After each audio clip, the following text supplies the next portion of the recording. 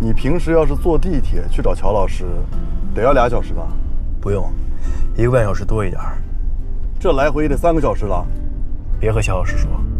行，你放心。今天儿子回来看到这堆菜，一定开心死了，又要喊着说是不是过节了。哼，哎，老公，要不然你露2手吧？还是算了吧。哼，我可不想让你浪费我的食材。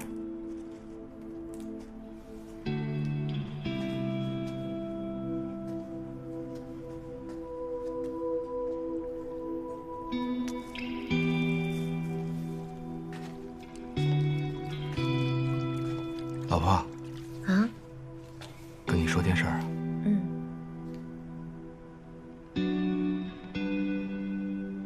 对不起，咱们家我出了点问题，但是我觉得问题不太大，后边肯定能好好的啊。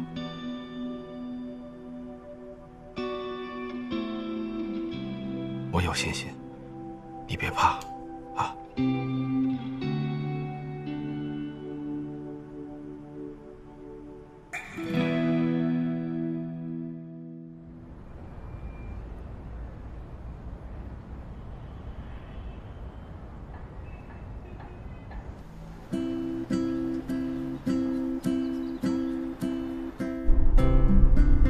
于老师，你家住的真挺远的，这开车都快1个小时了。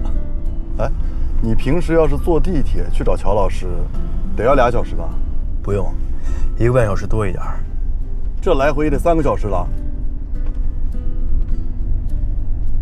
王师傅，哎，别和乔老师说。行，你放心。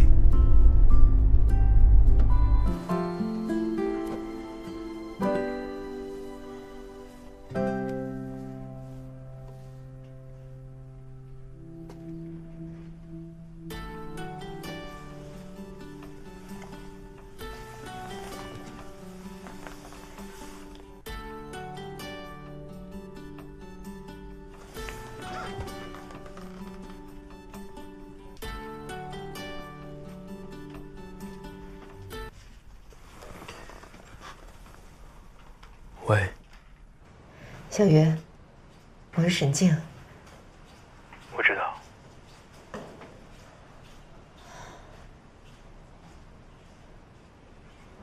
我和关在已经在医院了。之前在西安，谢谢你，